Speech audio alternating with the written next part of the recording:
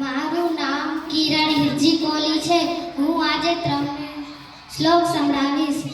ગુરુ બ્રહ્મા ગુરુ વિષ્ણુ ગુરુ દેવો મહેશ્વર ગુરુ સાક્ષાત પરમ બ્રહ્મ તસ્મૈ શ્રી ગુરુવે નમઃ.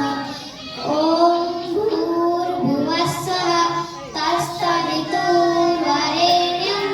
ભર્ગો દેવસ્ય ધીમહિ ધિયો યો ના પ્રચોદયાत्.